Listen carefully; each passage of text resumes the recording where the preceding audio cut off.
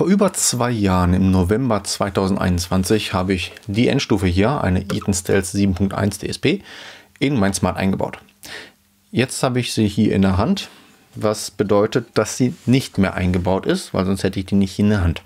Warum und weshalb, versuche ich euch heute zu erläutern. Die Eaton Stealth DSP ist eine 7-Kanal DSP-Endstufe. Da habe ich das schon mal durch das Video verlinkt, wie ich diese komplette Endstufe vorstelle. Heißt, was da drin ist, ich habe es auseinandergenommen, ich habe die ganzen Specs einmal genau definiert und euch gezeigt. Deswegen, da gehe ich jetzt nicht mehr weiter drauf so richtig ein, sondern halt versuche nur den Vergleich zu ziehen. Und die Endstufe, die ist nicht schlecht, die ist echt, die ist super. Die ist super dafür, was ich halt da in diesen Smart eingebaut hatte. Heißt, ich hatte ein Eaton Frontsystem da drin. Ich habe einen Eaton Subwoofer da drin gehabt, das war ein komplettes Eaton-System, das ist ja, muss nicht, funktioniert aber natürlich. Aber es waren halt alles Sachen, ich sag mal, es war mittel bis ein bisschen hochpreisig. Das waren wirklich nicht die Low-Budget-Sachen, die da drin waren, aber es war auch nicht geplant, dass dieses Auto irgendwie ein reines SQ-Car wird, womit ich auch Wettbewerbe fahre und irgendwie viel gewinne oder sonst irgendwas. Ebenso war ja, der Sinn und Zweck dieses YouTube-Channels noch nicht so ganz klar. Das heißt, es war auch nicht so, dass ich da jetzt viel rumtesten wollen würde, sondern es war einfach, ich baue das Teil ein und dann hat sich die Sache. Das heißt, dann spiele ich da nicht mehr dran rum. Das war auf jeden Fall der Sinn und Zweck der Übung, als ich den ganzen Spaß hier eingebaut habe. Und das hat super funktioniert. Das hat echt gut funktioniert und es war eingestellt und es lief eigentlich gut, ohne Probleme. Das, was sich jedoch geändert hat, war ein bisschen, ja, der Sinn und Zweck des Autos, weil ich bin damit letztes Jahr, ich glaube, auf 4 oder 5 Wettbewerben gewesen. Auch mit den Sachen, die ich hier eingebaut hatte. Das heißt, mit dem Eaton-System, mit dem mit den Subwoofer, mit der Stealth hier. Und es funktioniert. Es war nicht ultra erfolgreich, aber ich war jetzt halt auch nicht irgendwie super schlecht damit. Und die Anlage, ja, hat auch schon den einen oder anderen begeistert.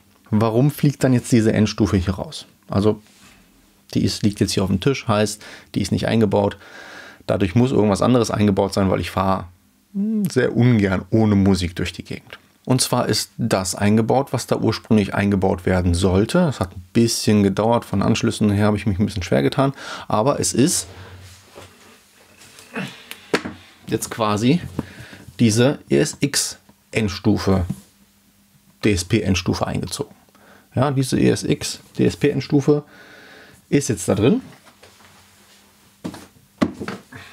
Auch zusammen mit dieser Fernbedienung. Kommen wir später irgendwann demnächst nochmal zu. Und die hat jetzt meine Stealth ersetzt. So. Welche Vorteile sehe ich da drin? Was waren die Probleme, die ich irgendwie in dieser Endstufe hatte? Kommen wir erstmal auf die, ja, ich sag mal, Soft Skills, Software etc. Die Eaton Stealth kann nur 2 Presets speichern. Presets sind quasi, wenn man so Einstellungen im DSP vornimmt und die dann quasi abspeichert in so einem Speicherslot. Dann kann man halt von diesen Speicherplätzen, hat diese Endstufe hier 2 Stück. Das heißt, wir können halt, ich sage mal, ein Wettbewerbspreset haben und die Frau fährt mit und will auch Musik hören Preset haben. Aber das war es dann auch. Das heißt, es gibt nur 2 Stück und es gibt kein ich probiere jetzt mal was aus, Preset 1, es gibt kein, ich fahre jetzt ohne Subwoofer durch die Gegend, Preset, es gibt jetzt da ist einfach kein Platz für. Und ja, das ist eins, ja, was heißt der Mankos, aber damit muss man leben, wenn man halt wirklich diese Stealth hat. Das heißt, Einstellung 2 Stück, Spaß, nicht Spaß, was auch immer. Aber das begrenzt der ganze Spaß. Die ESX hat 8 Speicherslots. Ja, einer davon ist so ein Time Machine Speicherslot, wo der immer automatisch speichert. Das heißt, den kann man selber nicht beschreiben. Das heißt, es bleiben noch 7 über. 7 Speicherslots sind besser als 2 Speicherslots. Also an der Stelle halt schon mal einen Vorteil, um ein bisschen rumzuprobieren. Okay, was ist denn jetzt besser, wenn ich jetzt die Einstellung so mache, wenn ich die Filter anders wähle, wenn ich die Flanken anders wähle und so weiter. Da kann man halt einfach mehr mit rumprobieren. Wenn wir schon bei Software sind, das nächste Ding ist die PC-Software. Die PC-Software von der Eaton Endstufe hat sich leider in den letzten 2 Jahren nicht weiterentwickelt Und vor 2 Jahren war es halt wirklich nur eine Beta-Version, die sehr buggy war und wirklich nicht gut funktionierte. Das heißt, wenn man da irgendwo dran gedreht hat, dann hat der es mal übernommen, hat das nicht übernommen. Mit Rücksprache mit Eaton hieß es dann, ja, die PC-Software besser nicht benutzen. Okay, dann habe ich halt alles mit dem Handy oder mit dem Tablet gemacht. Das ging auch. Problem am Handy oder Tablet, man hat halt nur eine Touch-Bedienung. Das heißt, man kann nicht wirklich irgendwie Zahlen eingeben. Man kann schon, aber es ist schwieriger, Zahlen einzugeben. Und man ist eher so, okay, ich versuche irgendwie eine Zahl zu treffen und dann trifft man sie nicht. Oder man dreht den Filter in die andere Richtung und wählt dann einen falschen Filter aus, was man nicht haben will und so. Das heißt, App-Bedienung nicht so geil, Windows-Software gibt es nicht. Okay, das ist das nächste, wo ich sage, okay, die Eaton, die ESX dagegen hat eine brauchbare PC-Software. Die PC-Software funktioniert gut auf dem Windows-Rechner. Man kann sich da ganz normal anschließen mit dem Kabel, ist dann halt quasi da drin, kann alles einstellen. Zusätzlich hat die ESX auch eine Handy-App. Mit dieser Handy-App kann man sich einfach per Bluetooth verbinden und dann entsprechend alle Einstellungen da drin machen. Die App fühlt sich auch ein bisschen fluffiger an und kann wirklich alles, fast alles anzeigen, was die PC-App auch kann. Wenn wir schon bei der App-Verbindung sind. Es ist so, die Stealth hatte etwas, was ich sonst tatsächlich wirklich noch nie gesehen habe. Und zwar hat die Eaton Stealth ein WLAN-Modul. Das heißt, die Eaton Stealth macht ein WLAN auf. In dieses WLAN kann man sich verbinden mit dem Handy und dann kann man da halt rein streamen. Dann kann man da halt die ganzen App-Steuerungen machen per WLAN. Problem daran ist, also ich habe gerade gesagt, ich habe das dann halt alles mit meinem Handy gemacht. Wenn ich mit meinem Handy halt in das WLAN reingehe, beziehungsweise anders, wenn ich mich in mein Auto reinsetze, habe ich ja dieses wundervolle Radio, wo ich mit Wireless CarPlay mich direkt mit dem Radio verbinde. Heißt, mein Handy kann kein WLAN mehr betreten, weil es ist schon im WLAN von meinem Autoradio drin. Bedeutet, immer wenn ich mich hier drauf verbinden wollte, musste ich erstmal meinen CarPlay ausmachen, mich dann auf die Endstufe bin und dann hatte ich kein CarPlay, um halt die Musikstücke zum Steuern. Das heißt, ich wollte eigentlich was einstellen und das dann halt gegenhören mit meinen Songs von meinem CarPlay, was aber nicht ging, weil ich da nicht mehr im Wireless CarPlay drin war. Ja, ich hätte ein Kabel nehmen können, aber ich habe kein Kabel im Auto liegen. Ich habe kein Kabel zum Radio angeschlossen und deswegen funktionierte das nicht. Und dann war das halt immer so ein Hin und Her, Wireless aus, da reingehen, dann hat sich das Handy automatisch wieder ins Radio verbunden. War nicht so schön. Und ja, mehr als ein WLAN gleichzeitig kann das Handy halt leider nicht. Anders sieht es bei Bluetooth aus. Bei Bluetooth ist es jetzt so, halt mit meiner ESX, die ich im Auto eingebaut habe. Ich gehe ins Auto, das Handy verbindet sich Wireless CarPlay automatisch auf das Radio, aber ich kann mich auch problemlos auf die ESX verbinden. Das heißt, ich starte die ESX-App, ich bin dann quasi im Tool drin, kann alles einstellen und höre quasi live das, was ich auf dem Handy mehr oder weniger über Wireless CarPlay streame. Und kann dann halt die Settings einstellen. Das ist wirklich sehr, sehr cool. Das nächste Problem, was ich mit den Presets hatte, ist, dass ich nicht so richtig klar kam mit dieser App-Steuerung und den Presets, weil man kann halt wirklich in jeder einzelnen View kann man auf Save klicken und dann halt irgendwie auf einen Preset das draufschreiben. Aber was wurde dann geschrieben? Wurde dann nur die Einstellung geschrieben, die ich gerade drin war, oder wurde dann alles geschrieben? Das war alles ein bisschen unklar und so richtig klar komme ich bis zum Ende nicht damit. Also ich bin da jetzt nicht irgendwie total unbegabt, aber es war irgendwie nicht so intuitiv. Bei der ESX hat man eine Übersicht, wo man die Presets speichern kann. Da kann man drauf gehen, das Ding speichern, dann den Namen geben und dann hat man das. Also an der Stelle auch nochmal pro ESX. Kommen wir noch mal ein bisschen zu jetzt kommen wir so langsam in den Hardware-Bereich, aber nicht so ganz. Und zwar bei den ganzen Filtern, die wir haben. Klar, wir haben halt einen ganz normalen Filter, wir haben parametrische Filter in den ganzen Sachen drin, alles super. Aber ein Filtertyp, den hier in der Stealth nicht vorhanden ist, ist halt der All-Pass-Filter. Ich weiß, in meinem letzten oder vorletzten Video haben mir schon Leute drunter geschrieben, mach mal ein Video über All-Pass-Filter, was machen die überhaupt, wofür brauche ich die, etc. pp. Kommt alles, ist kein einfaches Thema, deswegen muss ich da so ein bisschen mich vorbereiten in Form einen Versuchsaufbau machen, um dann quasi zu zeigen zu können, okay, was kann man damit machen, wofür ist es da? Und ja, aber ein All-Pass-Filter hat die Stealth gar nicht. Die ist halt nur ein bisschen reduziert von Funktionsumfang. Und wo wir schon bei reduziert sind, auch die EQ-Bänder. Bei den EQ-Bändern ist es so, dass die Stealth, die hat an den Ausgängen nur 10 EQ-Bänder. Das heißt halt jeder Ausgangskanal, den wir hier haben, den können wir mit 10 parametrischen Equalizern halt hin und her regeln. Höher, lauter, leiser, Low Shelf, High Shelf, allen möglichen dran.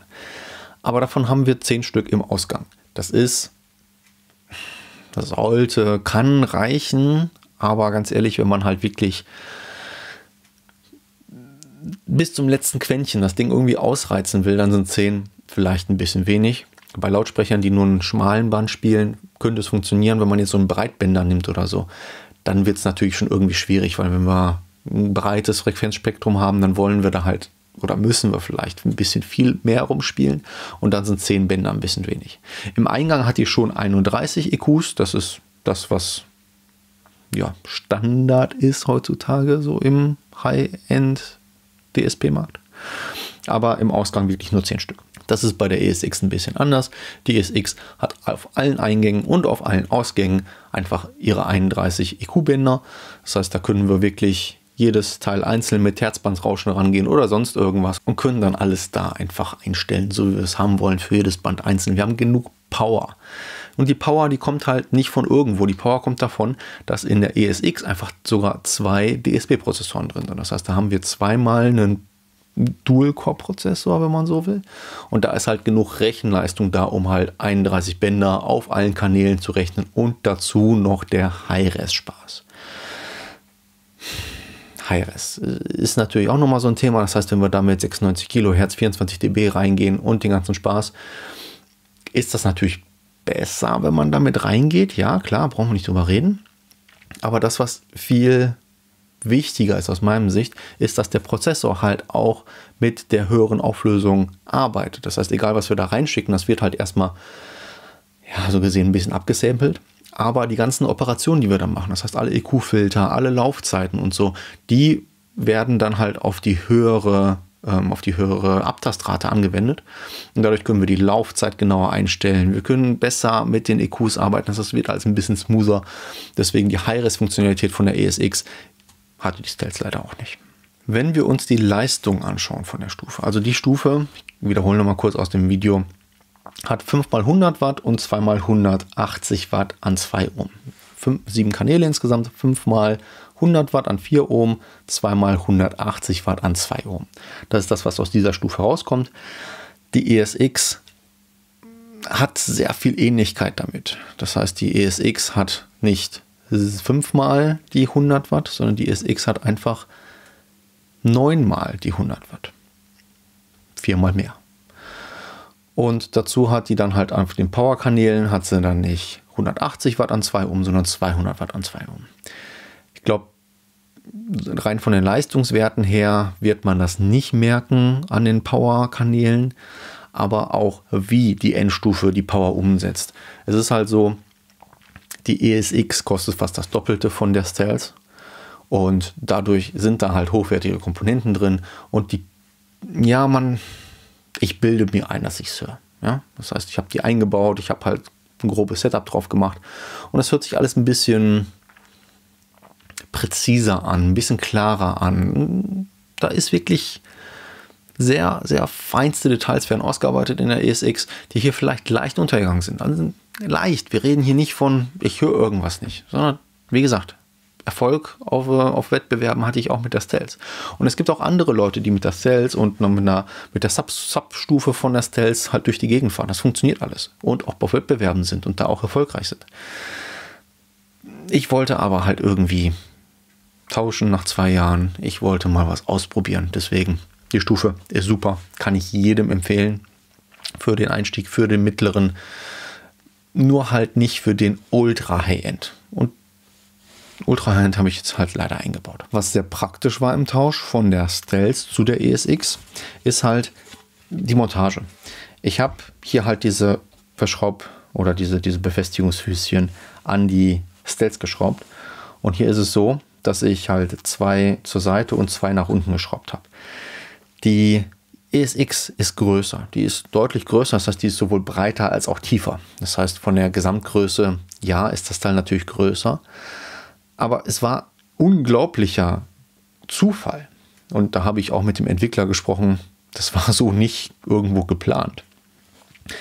Die Abstände, der Lochabstand zwischen den beiden Löchern ist tatsächlich identisch zwischen hier und der ESX. Das heißt, ich konnte die Schrauben, ich hatte ja quasi so Schrauben in meinem Boden, die konnte ich einfach wiederverwenden. Das heißt, ich musste hier nichts ändern. Ansonsten hier unten, die haben nicht gepasst, die sind abgegangen und dann wurde die Endstufe entsprechend befestigt. Aber das hat mir auf jeden Fall bei der Montage sehr viel Zeit erspart. Ansonsten muss man noch sagen, dass die beiden Endstufen, die sind schon irgendwo verwandt zueinander. Also von den Specs und so sind die natürlich schon irgendwie ähnlich und man merkt so, irgendwie alle 100 Watt und so. Ja, das sind halt natürlich die gleichen Chips, aber auch der Entwickler, ja, Grüße an Dominik, beide Stufen sind von Dominik entwickelt worden und dementsprechend haben die verwandtschaftlich. Sind das jetzt keine Brüder, weil dann müsste jetzt halt irgendwie die andere Serie von Eden sein, aber irgendwie der große Onkel oder so. Das heißt, die ESX, der große Onkel von der Stealth an der Stelle. Das ist jetzt von der Zeit her nicht richtig, aber so von der Leistungsfähigkeit irgendwie so. So, und so sieht es jetzt aus. Das heißt, die kommt jetzt weg. Die werde ich einfach bei Kleinanzeigen inserieren oder so. Und weil die brauche ich nicht mehr. Ich habe noch genug DSP-Endstufen hier überall liegen. Heißt, die werde ich so nicht mehr benutzen. Das ist jetzt das letzte Video über die Stealth gewesen. Ist jetzt nicht so, dass die jetzt außer Welt ist. Das heißt, klar kann man die noch irgendwie einstellen und allem drum und dran. Aber ich werde da keinen weiteren Content über diese Stealth-Stufe machen. Leider, weil ich habe jetzt die ESX eingebaut. So. Und jetzt kommt's. Was will ich mit der ESX? Ich habe jetzt, also ich hatte schon mit der Stealth, hatte ich ja einen Kanal in der DSP-Amp, den ich nicht benutzt habe. Und jetzt habe ich 5 Kanäle, die ich nicht benutze. 5 unbenutzte Kanäle. Ganz toll.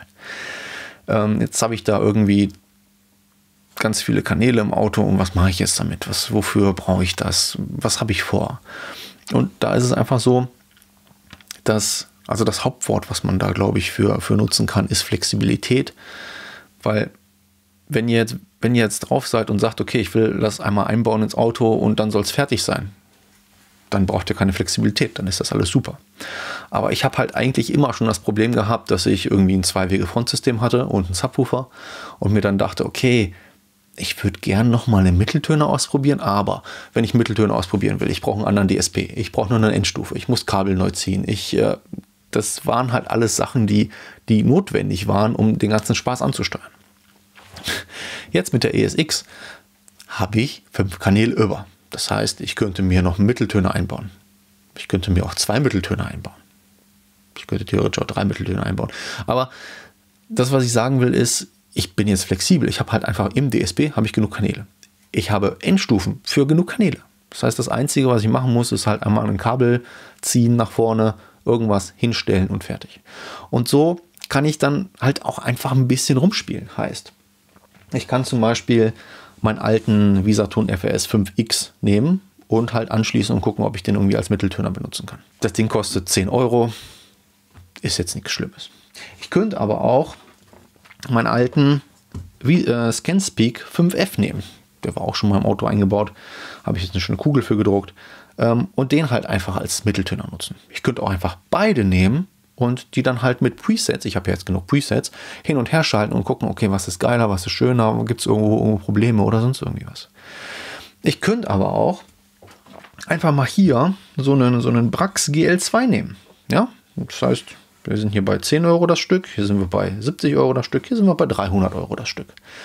Und jetzt könnte ich halt einfach diesen Brax Breitbinder nehmen, den anschließen und ausprobieren. Ich könnte aber auch alle 3 anschließen und ausprobieren, weil ich einfach genug Bänder habe. Und das ist das, weswegen ich die ESX eigentlich so mag. Wegen der Flexibilität, weil ich einfach für euch, für mich generell ein bisschen was ausprobieren will, ein bisschen testen will. Einfach mal mit Mitteltöner, ohne Mitteltöner, mit Preset rumspielen und so weiter und so fort. Das ist der ganze Spaß und der Magie an der Sache. Einfach mal testen, probieren. Wie ein sehr schlauer Mann, der leider letztes Jahr von uns gegangen ist oder vorletztes Jahr, mal sagte, versucht, macht klug. Ja. Genau so sollte man vorgehen und deswegen habe ich jetzt 3 Breitbänder vor mir liegen. Versucht mal klug, ich werde es ausprobieren. Ich werde gucken, ob man einen Unterschied hört zwischen einem 10 und einem 300 € Breitbänder und so weiter und so fort. Wenn euch so ein Spaß interessiert, dann lasst bitte ein Abo da, einen Like und dann kriegt ihr da ein bisschen was mit von meinen ganzen Versuchsreihen und was ich so da alles mitmachen will. Das war es jetzt auch schon für heute. Das heißt, Stealth ist raus, ESX ist drin und ja, soweit bin ich zufrieden. Ich werde jetzt ein bisschen mehr wieder auf die ESX Vision eingehen. Heißt noch ein bisschen mit der Software zeigen, ein bisschen Einstellungen, den ganzen Allpass-Filter, Spaß. Vielleicht im Auto machen, vielleicht aber auch irgendwie auf so einer separaten Station, die ich mir noch bauen muss. Ich werde ein bisschen in die Software eingehen von ESX, von Helix. Was aber auch noch geplant sind halt Videos über Audison-Sachen. An der Stelle haben wir einen guten Kontakt und werden uns sicherlich auch über die Audison-Stufen etc. austoben. Deshalb bleibt dran. Dankeschön fürs Zuschauen und bis zum nächsten Mal. Euer Thomas.